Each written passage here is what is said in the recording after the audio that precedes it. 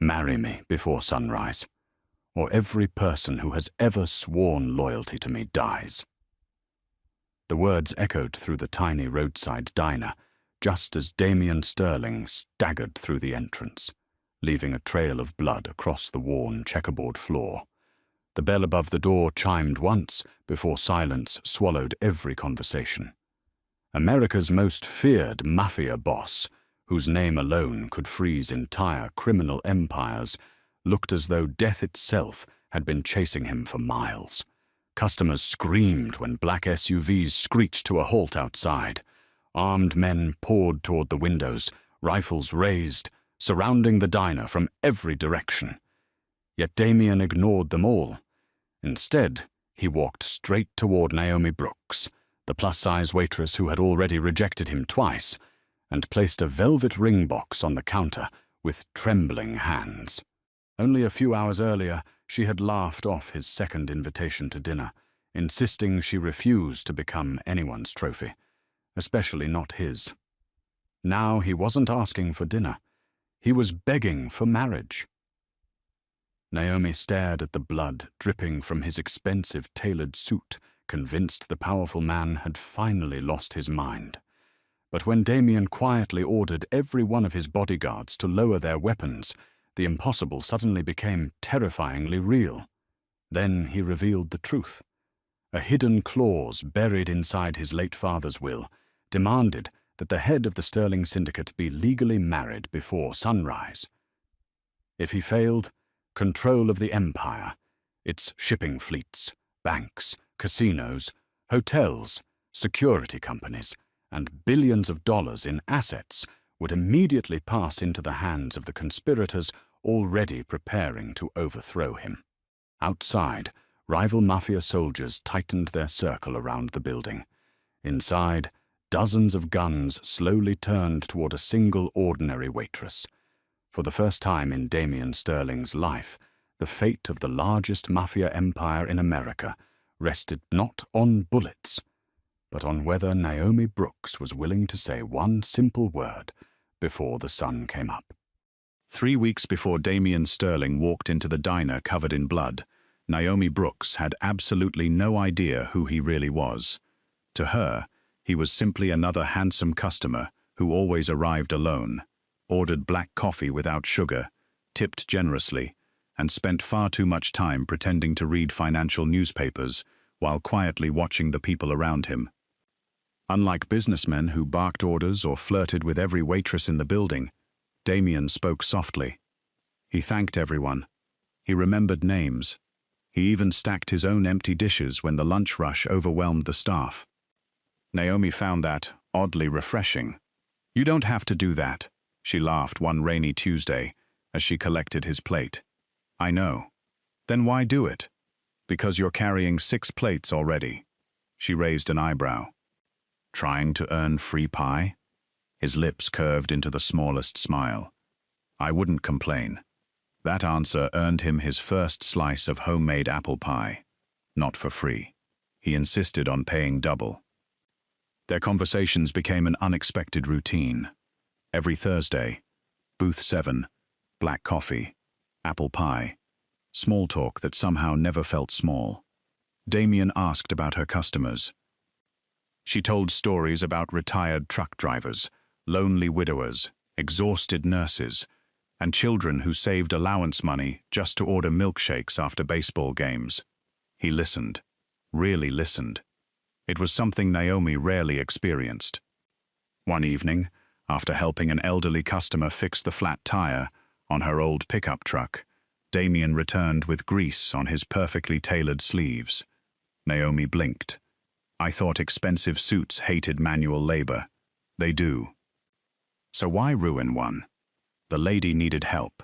She smiled. "I judged you too quickly. I was hoping you would." For a man who commanded fear everywhere else, earning one waitress's approval somehow felt strangely important. Weeks passed. Without realizing it, Damien began rearranging billion-dollar meetings simply to keep his Thursday coffee appointment. His advisors noticed. His enemies noticed. Naomi didn't. To her, He remained the polite customer who somehow looked more comfortable inside an old roadside diner than inside any luxury restaurant. Then came the first invitation. As Naomi wiped down booth 7 after closing, Damien stood. "Would you have dinner with me tomorrow?" She laughed. "You're asking me on an actual date." "I am." She studied him for several seconds. "You seem nice." "I'd like to think so." But there it was. The word every powerful man hated hearing. "I don't date customers. I can stop being one." She chuckled. "That's not how diners work." "So the answer is no." "The answer is..." She folded her towel neatly over one shoulder. "I like my life simple. I wouldn't make it complicated." "You don't know that." Damien accepted the rejection with surprising grace. No pressure. No hard feelings. None.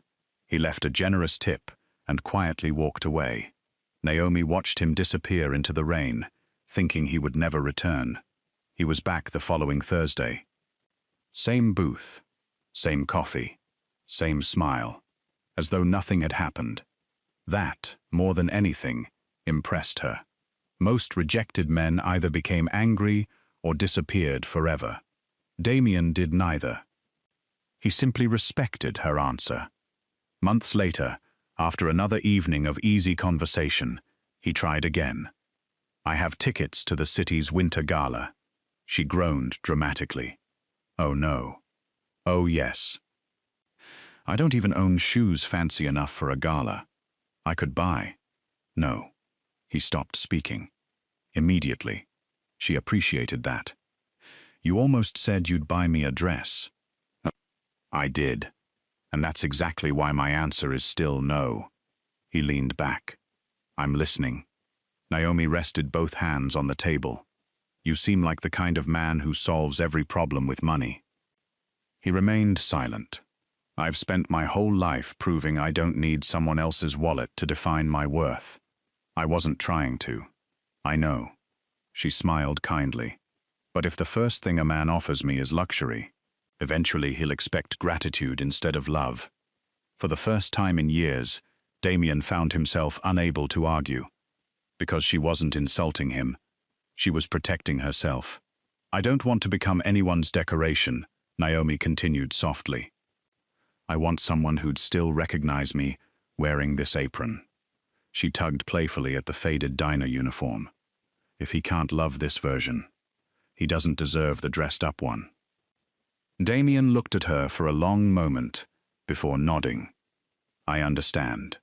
"No, you don't." "No." He smiled sadly. "I suppose I don't." That second rejection should have ended everything. Instead, it became the reason Damien couldn't stop thinking about her.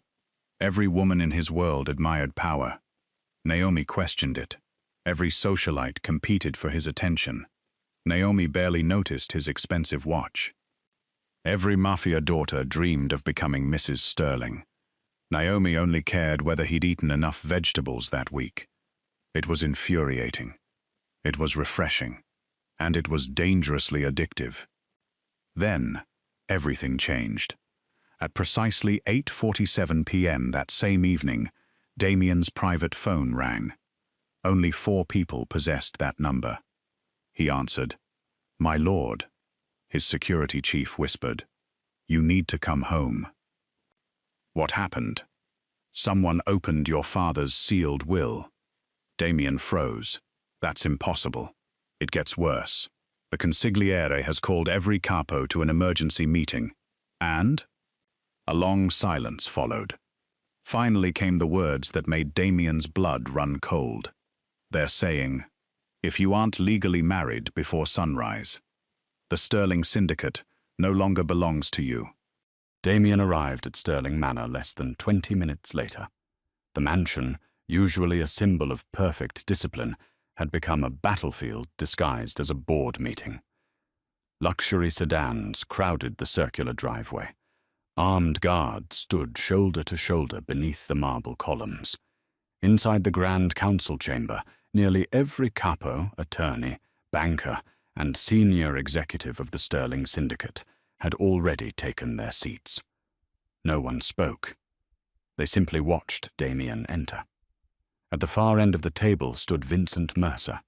For 15 years, Vincent had served as Damien's consigliere, the trusted advisor every mafia boss relied upon. Calm, intelligent, and seemingly loyal, he had earned the respect of every family within the syndicate. Tonight, however, there was something different in his smile. It was too confident. "You've finally arrived," Vincent said smoothly. "I was delayed." "So we heard." His eyes briefly drifted toward the dried blood on Damien's suit. "A difficult evening?" Damien ignored the question. "My father's will." Vincent nodded toward the Sterling family attorney. The elderly lawyer placed a thick leather folder on the table with trembling hands. "It is authentic, Mr. Sterling." Damien opened it. Every page bore his father's signature. Every seal was genuine. Then he reached the final clause. His jaw tightened. "In the event that my son remains unmarried at sunrise on the anniversary of my passing, executive authority over the Sterling Syndicate shall immediately transfer to a temporary governing council until a suitable successor is appointed." Below it, 3 signatures, his father, the family attorney, and a witness Damien had never heard of. "It was hidden," the lawyer whispered. "I discovered it only after another certified copy appeared this afternoon." Vincent folded his hands. "The law is the law." Several capos exchanged uneasy glances. No one challenged him. No one dared, because everyone understood the consequences. Without Damien, the empire would fracture overnight. Rival families would move immediately. Banks would freeze accounts. Shipping contracts would collapse. Thousands of employees would suddenly become targets, and every loyal soldier would be forced to choose a new master. It wasn't merely a succession crisis. It was the beginning of a civil war. Damien quietly closed the folder. "I'll marry before sunrise." A ripple spread through the room. One elderly don actually laughed. "To whom?" Another shook his head. "Catherine Vaughan is already hosting an engagement celebration." "The invitations were delivered this morning." "Every family expects that marriage." Vincent smiled again. "I'm afraid Miss Vaughan departed for Europe 6 hours ago." He slid a passport copy across the table. "Private jet. Impossible to reach before dawn." The room fell silent. Someone had planned this. Perfectly. Damien finally understood. The hidden clause, the missing bride, the emergency council. Every move had been prepared months in advance. He looked directly at Vincent. "You knew." "I know many things." "You engineered this." "I simply follow your father's wishes." Neither man blinked. Around them, dozens of powerful criminals pretended not to notice the invisible war unfolding between the two leaders. Then Damien checked his watch. 4 hours. That was all he had left. Without another word, he turned and walked out. "Where are you going?" Vincent called. Damien answered without looking back. "To ask the only woman who ever told me no." 23 minutes later. The familiar bell above the diner door rang. Naomi looked up from the coffee machine. "Oh," she smiled. "You're back." Damien walked toward booth 7. This time he didn't sit. "You look exhausted," she said. "And you've skipped dinner again." "I have," she sighed. "I knew it." Before he could speak, she disappeared into the kitchen. 2 minutes later she returned, carrying a plate overflowing with roast beef, mashed potatoes, vegetables, and fresh bread. "Eat." "I'm not hungry." She crossed her arms. That wasn't a suggestion.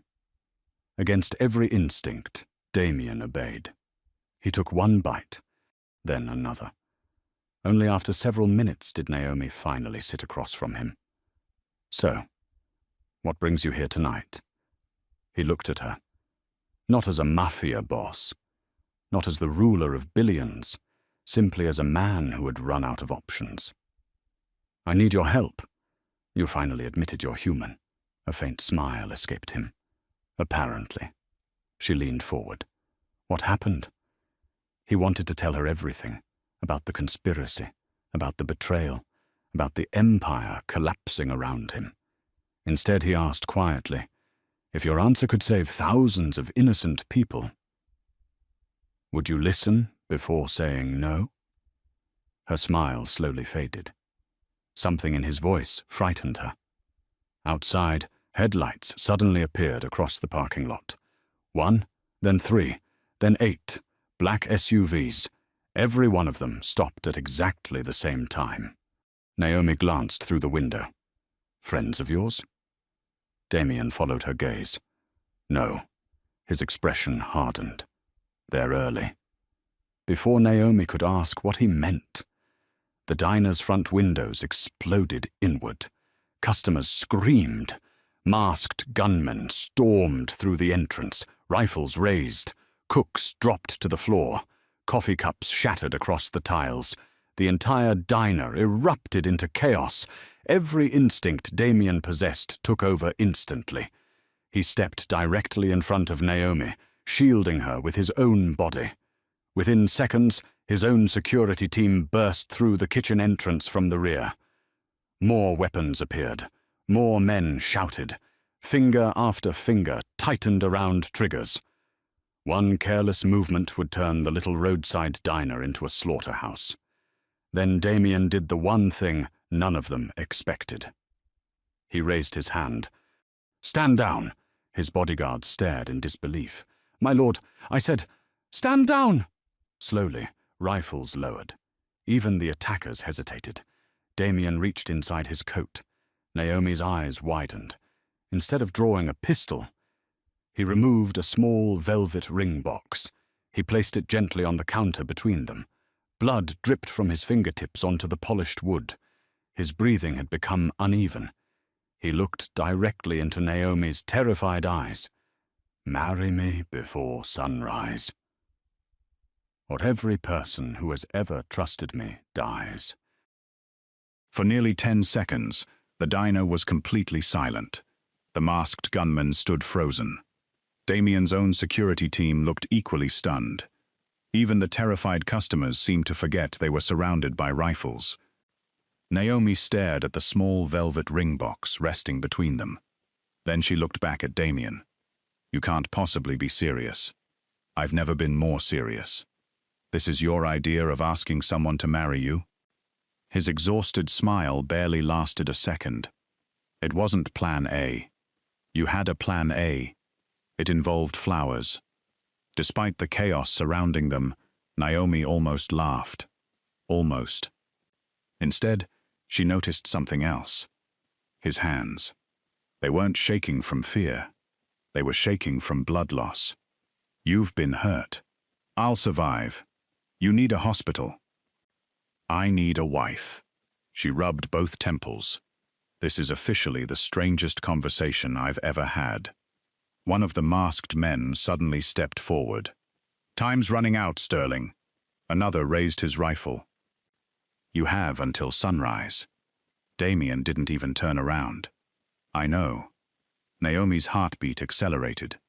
She had served thousands of customers over the years. She had seen arguments, drunks, robberies, even the occasional fist fight. But nothing remotely resembled this. She leaned closer. "Tell me the truth." He did. Quietly. Quickly. Every word. His father's final clause. The conspiracy. The coup. The billions at stake. The thousands of employees whose futures depended upon one legal marriage. When he finished, Naomi simply stared. "So, you don't actually love me?" Damien answered without hesitation. "I didn't say that. You didn't say you did, either." He lowered his eyes. "Because if I say it tonight, you'll never know whether I'm speaking from desperation." For the first time since he entered the diner, Naomi saw something she had never expected from the most powerful man in the room. Vulnerability. Real. Unprotected. human. Outside, another convoy arrived. The attackers exchanged nervous glances. Even they seemed anxious. Whoever had organized the coup clearly wanted everything settled before dawn. Naomi looked around the diner. An elderly couple clung to each other beneath a table. The teenage dishwasher was crying. Her co-workers were terrified. This wasn't just about Damien anymore. If violence erupted here, people would die. She inhaled slowly, then asked the question nobody expected. If I say yes, how long does this marriage have to last? The Sterling family attorney, who had quietly entered behind Damien moments earlier, cleared his throat. Legally? Yes. The inheritance requirement ends once the marriage is officially recognized. And afterward, a divorce may be filed whenever both parties agree. Naomi looked at Damien again. A temporary marriage. If that's what you want. You won't try to trap me. Never. You won't buy me. No. You won't control my life? No. You won't expect me to pretend I'm someone else. His answer came instantly. I expect exactly the opposite. Silence.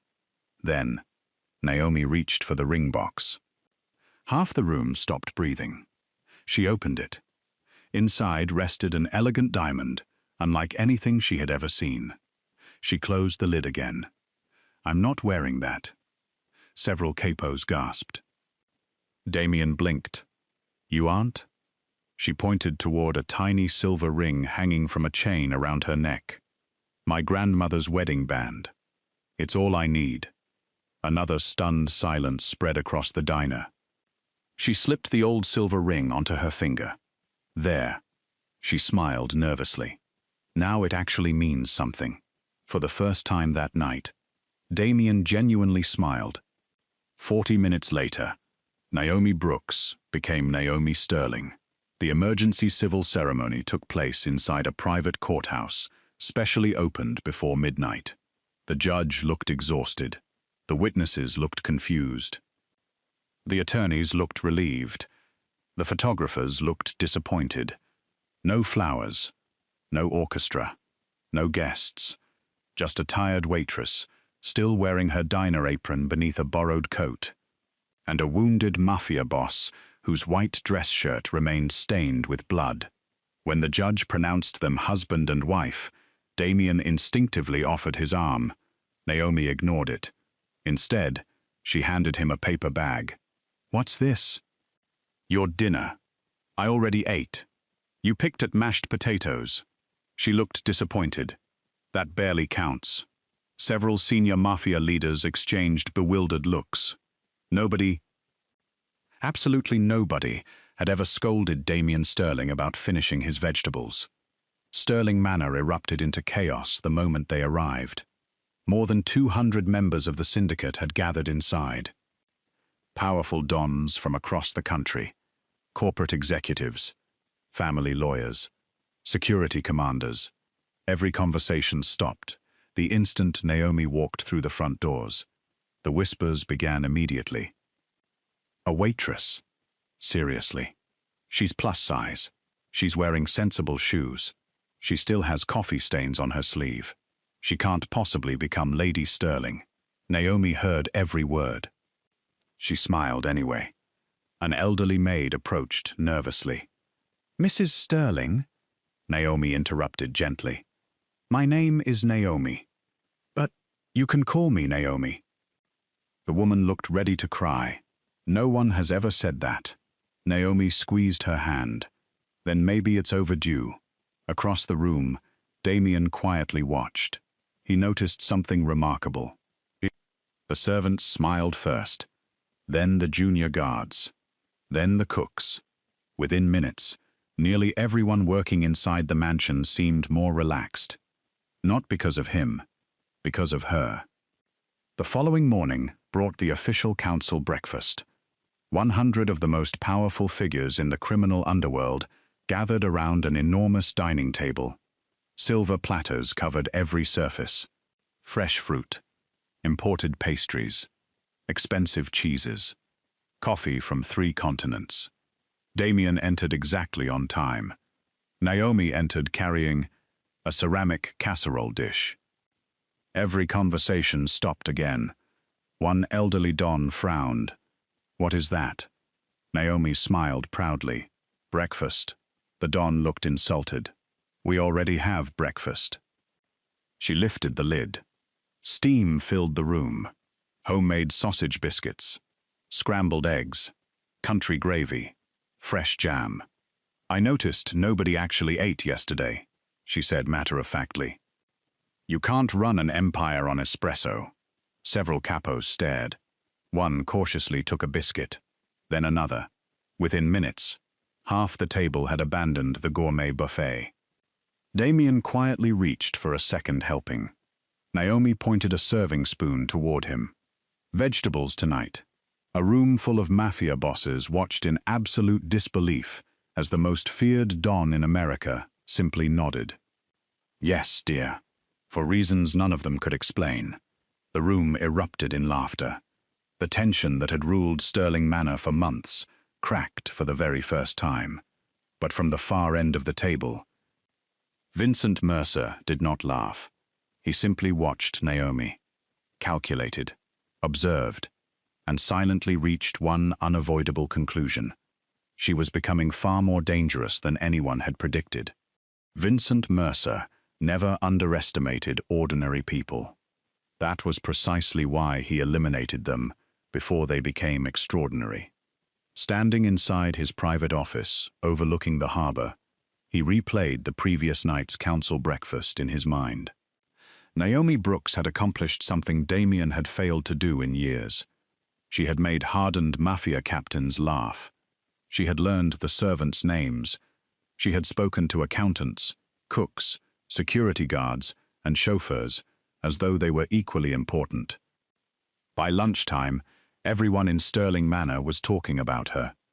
Not because she was Damien's wife, because she made people feel seen. Vincent understood the danger immediately. Fear could build an empire. Loyalty kept it alive, and Naomi was quietly creating loyalty. That could not continue. Meanwhile, Naomi still refused to behave like the wife of America's most feared mafia boss. 3 days after the wedding, Damien found her standing inside the industrial kitchen, wearing an apron. "What are you doing?" She didn't even turn around. "Cooking.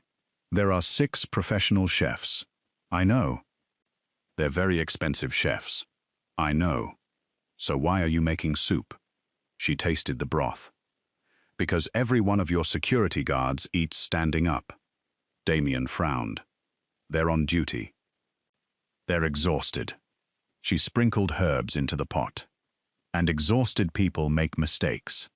That answer lingered in Damien's thoughts all afternoon. Later, during a security briefing, he noticed something he had ignored for years. His men indeed skipped meals. They worked 16-hour shifts. Most survived on coffee and energy drinks. That evening, Naomi carried trays of homemade soup to every guard post herself. At first, the men awkwardly refused. By the end of the night, every bowl was empty. Days slowly became weeks. The temporary marriage settled into an unexpected rhythm. Each morning, Naomi worked alongside the mansion staff instead of ordering them around.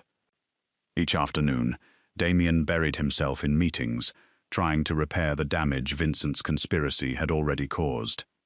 Each evening, they somehow found themselves eating dinner together. At first, conversation was polite. Then, comfortable. Then, effortless. One rainy night, Damien arrived home well after midnight. Naomi was asleep on the library sofa, with an open book resting across her chest. A lamp still glowed beside her. He smiled. "You waited." Without opening her eyes, she mumbled, "I said I'd stay awake." "You failed." "I know. You should have gone to bed." "I wanted to make sure." She yawned. "You ate." His heart tightened.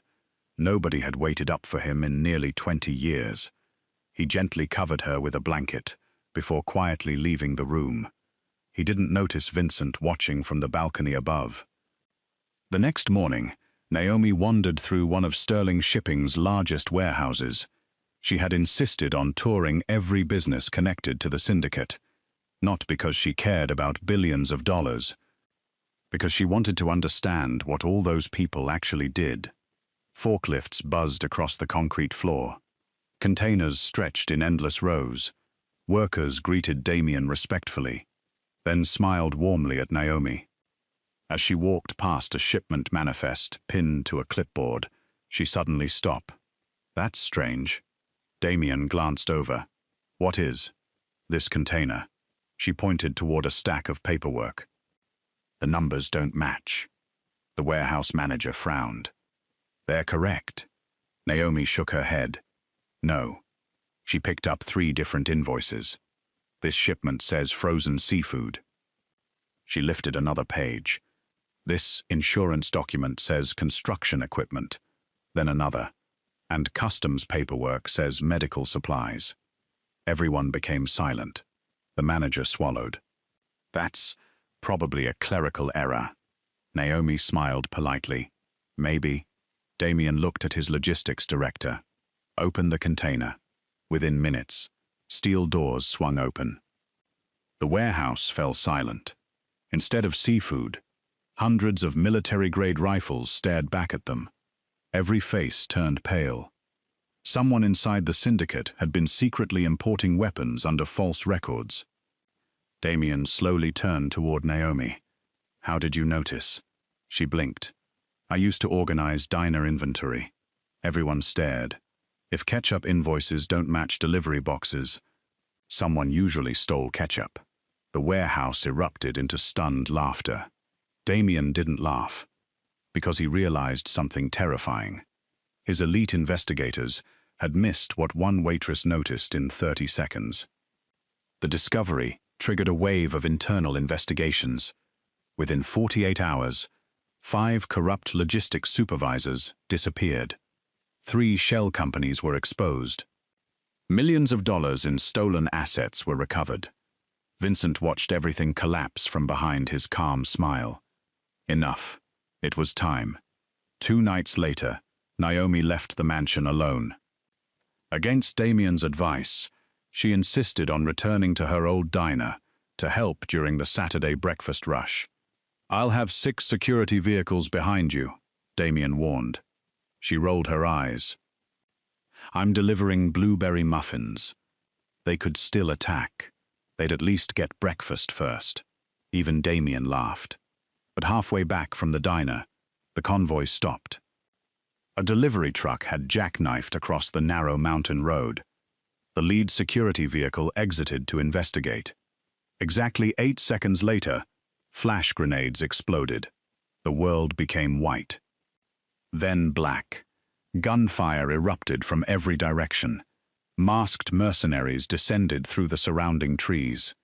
Professional, efficient, silent. Naomi never even had time to scream.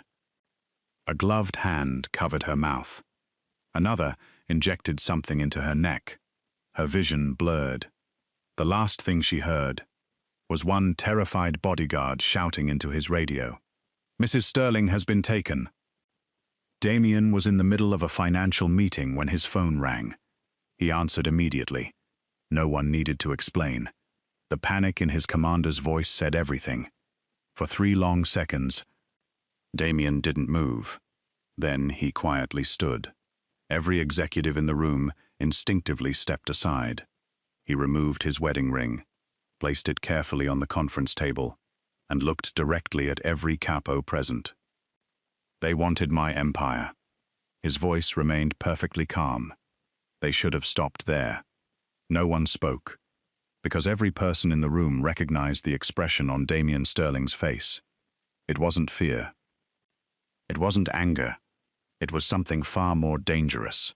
A man who had just realized the woman he had married to save his empire had quietly become the one person he could no longer bear to lose.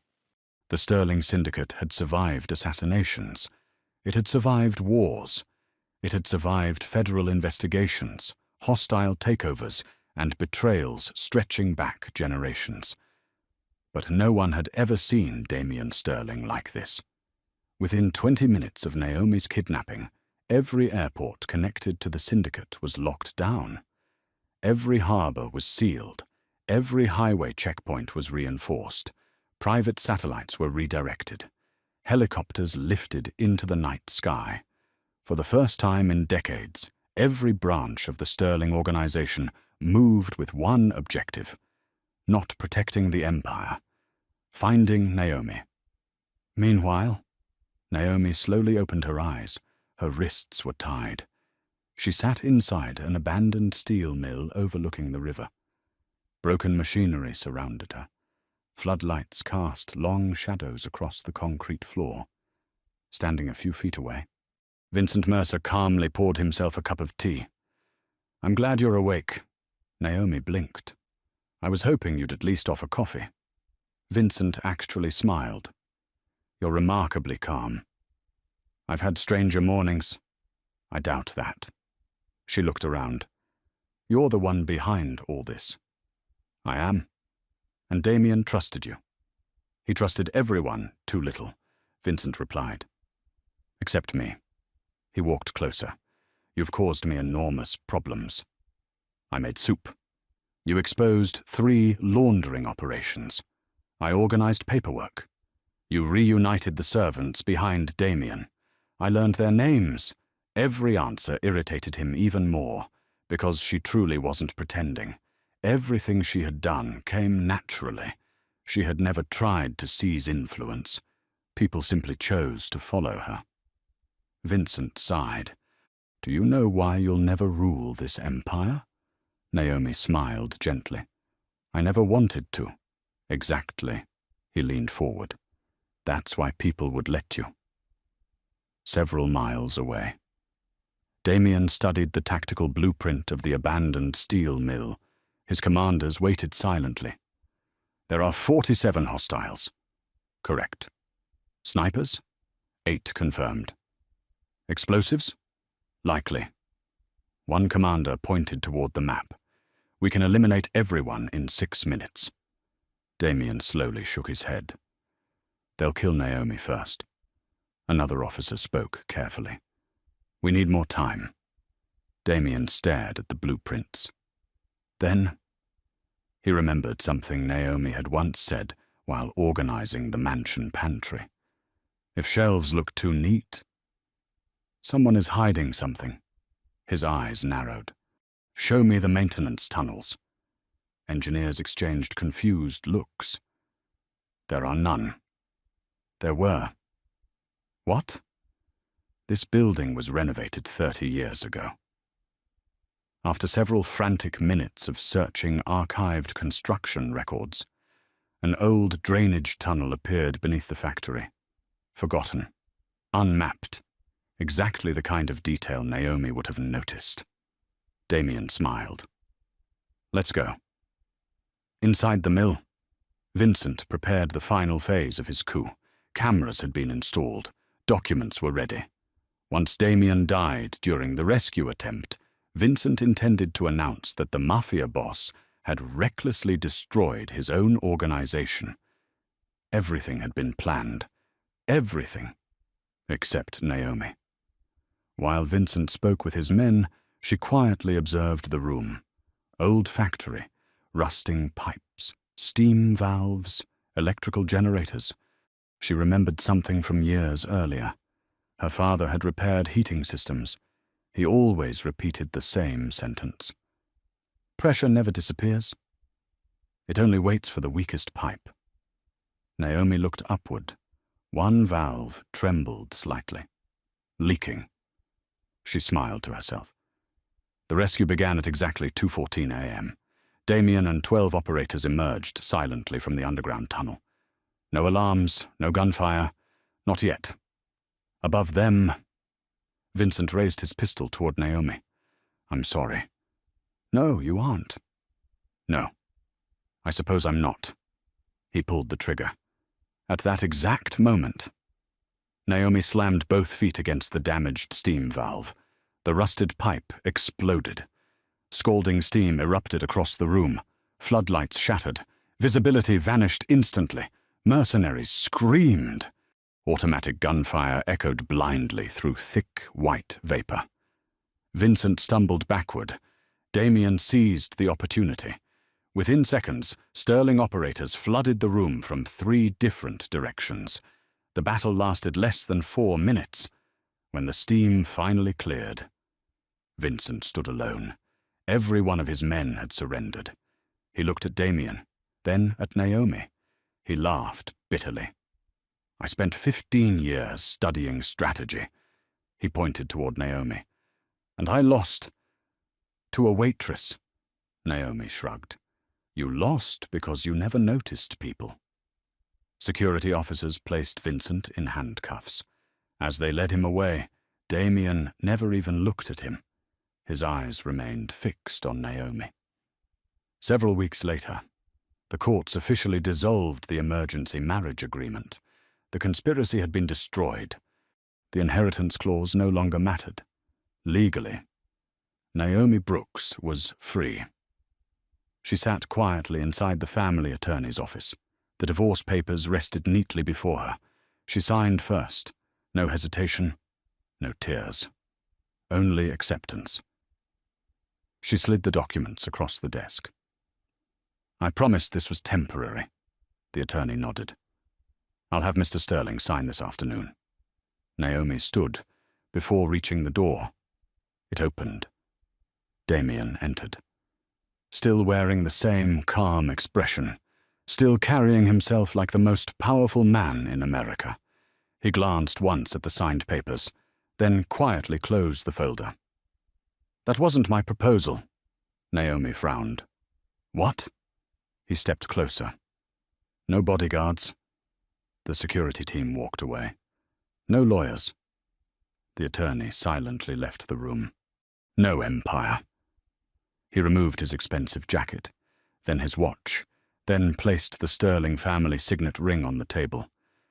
For the first time since she had known him, there was nothing left to identify him as a mafia boss.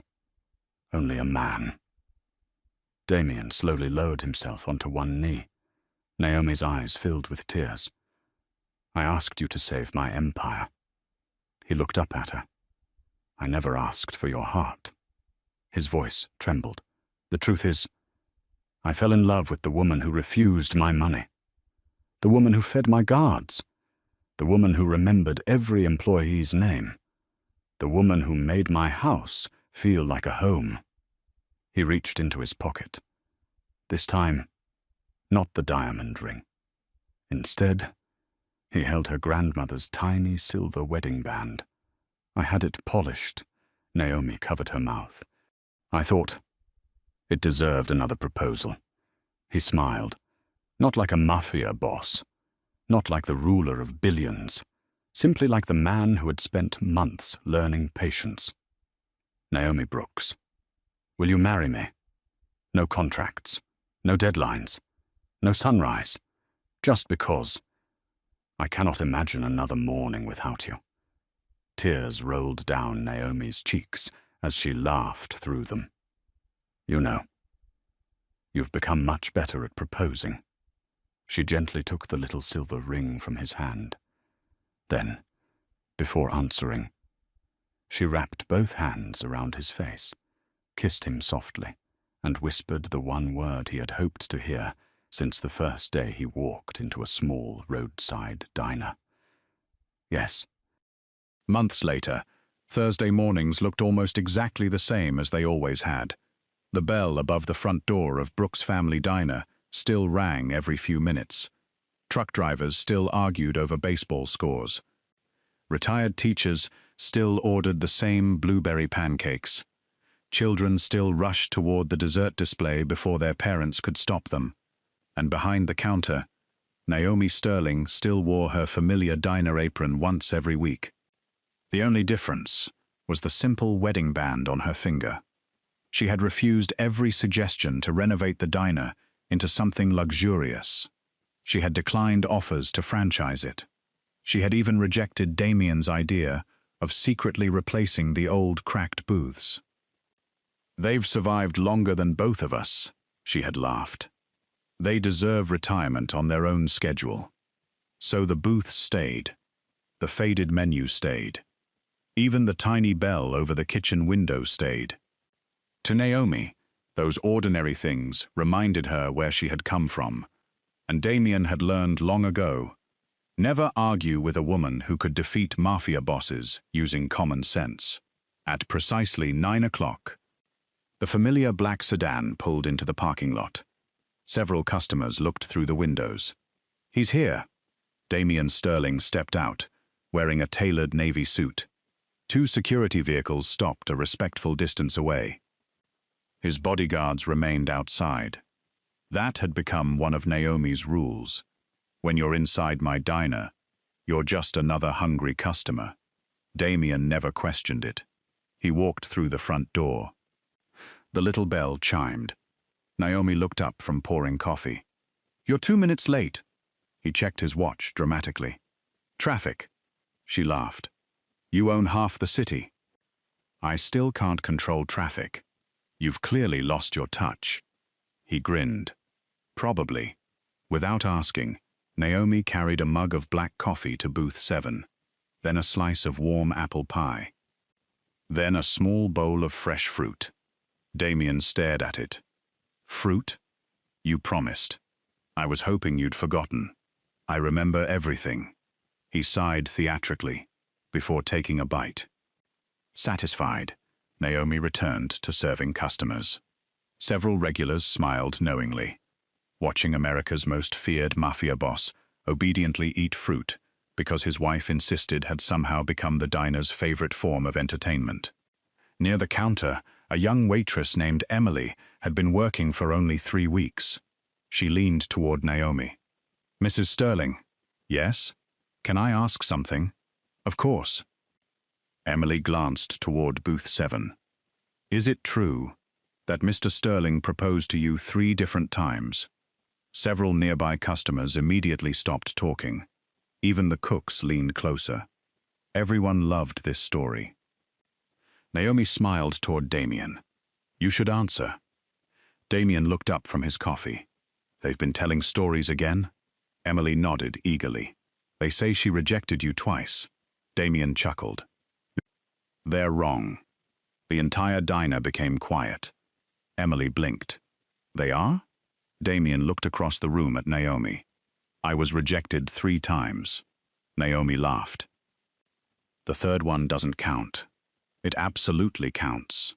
You were already my husband." "Exactly."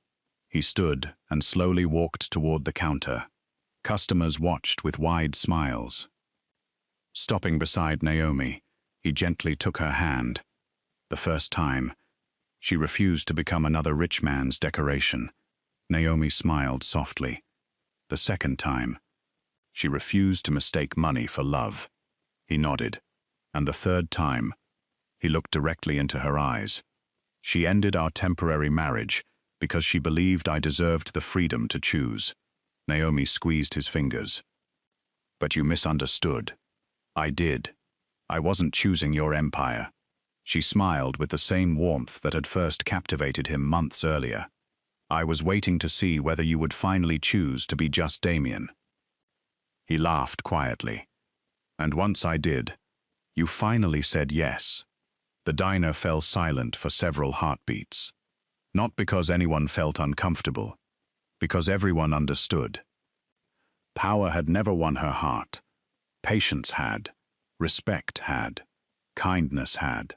On the wall beside booth 7 hung only one framed photograph, not an extravagant wedding portrait. Not a magazine cover. Not a newspaper celebrating the Sterling Syndicate. Just a simple picture.